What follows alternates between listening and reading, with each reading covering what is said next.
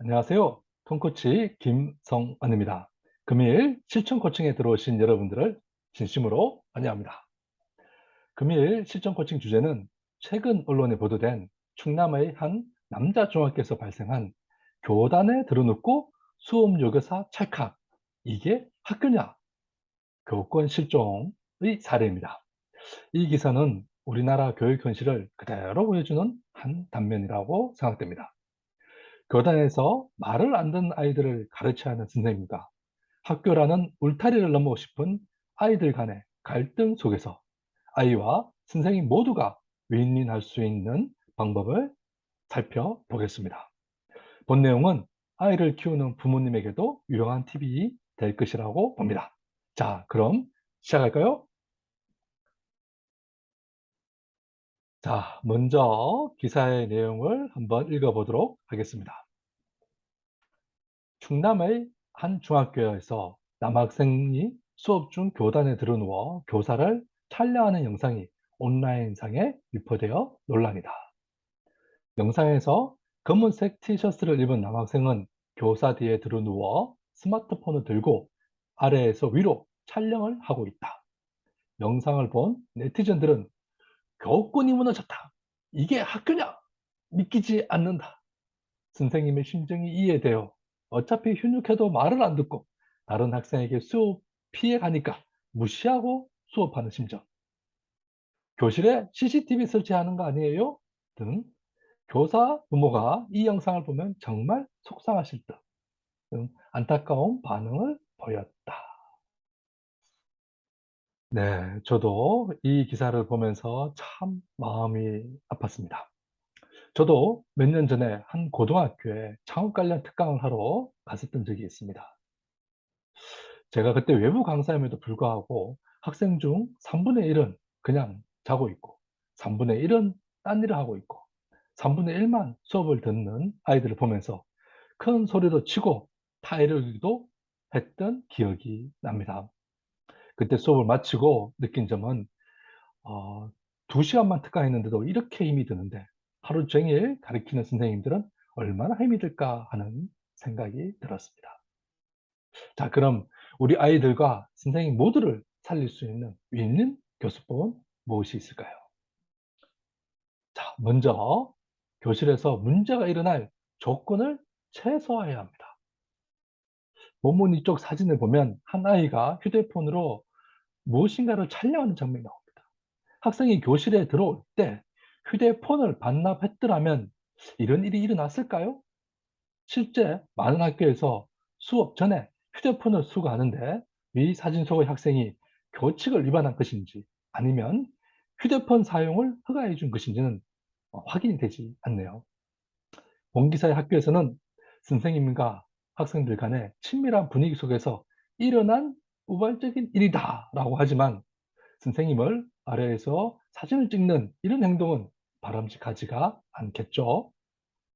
사전에 문제가 될 소지를 미연에 방지하는 것이 바로 최선의 방책입니다. 둘째는 학생들이 수업 시간에 지켜야 할 규칙을 상호 합의하에 만드는 것입니다. 규칙은 학년 초에 학생들과 토론을 통해 3가지 또는 4가지 정도로 정하고 만약 지키지 않았을 경우를 대비해서 벌칙 조항도 만들어 두면 좋습니다. 일상에서 학생들은 곧잘 잘못된 행동을 하기도 합니다. 그럴 때 이러한 행동을 교정할 수 있는 가이드라인이 있다면 스스로 행동을 억제하는 효과가 있을 것입니다. 필요하면 수업 규칙을 액자나 별도 보드판에 적어 놓는 것도 좋습니다. 자, 다음 세 번째, 아이와 다투지 않기입니다. 선생님이 아이와 다툴 일이 뭐가 있을까요? 집에서 아이를 키우는 부모들도 아이와 발씨름할 때도 있고 학교도 마찬가지라고 봅니다. 동기사의 선생님도 아이의 짓궂은 장난에 모른 척한 것은 아닐까요? 아니면 아이를 나무라는 것을 피하고 싶었던 것은 아닐까요? 하여튼 아이들이 문제 행동을 할 때 다투지 않고 해결하는 방법이 어떤 것이 있을까요? 자, 먼저 문제 상황과 아이를 분리하는 것이 중요합니다. 예를 들어 교실이라면 잠시 수업을 중단하고 그 학생을 교무실로 불러 장소를 바꿔주는 것입니다. 이런 장소의 변화가 생각과 행동의 변화를 가져올 수 있기 때문입니다. 또는 대화나 행동에서 마음 챙김을 함으로써 내 안의 화나 감정을 내려놓는 것입니다. 또 필요하면은 학생 주임이나 다른 선생님의 도움을 요청하는 것도 좋습니다. 여기서 핵심은 아이와 다투지 않으면서 문제를 해결하는 것입니다. 자, 마지막 네 번째. 문제 행동을 일으키는 아이의 행동을 교정시키기 위한 직면입니다. 문제 행동에 대해 지적하면 대부분의 아이들은 반발을 하거나 심지어 폭언 또는 폭력을 행사하기도 합니다. 특히 학생 인권 조례 등 학생들의 인권을 보호하는 법규들 때문에 선생님들이 학생 지도에 어려움이 많이 있죠.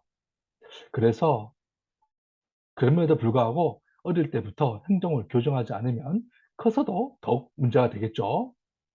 이처럼 아이와 직면을 하려면 아이가 직면을 받아들일 수 있는 상태이거나 신뢰가 형성되어야 합니다.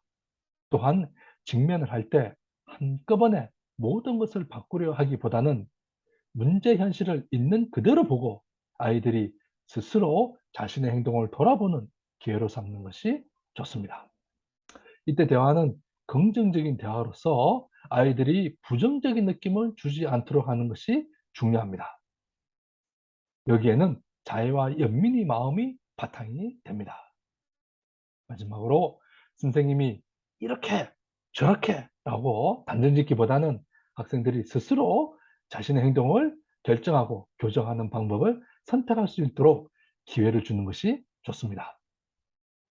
자, 이상으로 아이와 선생님을 살리는 교수법 4가지에 대해 살펴보았습니다.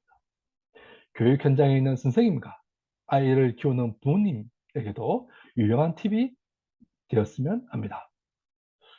자, 우리 학교가 아이들과 선생님의 웃음소리가 남다르는 교육 현장이 되길 기대하며 오늘 여기서 강의를 마치도록 하겠습니다. 금일 강의가 도움이 되셨으면 좋아요와 구독, 설정 부탁드리고요. 혹시 여러분들께서 생활이나 직장에서 문제나 고민이 있으시면 메일을 보내주시면 그에 대해 코칭하는 코너를 만들어 보겠습니다. 자, 오늘도 좋은 하루 되시길 바라고요. 감사합니다.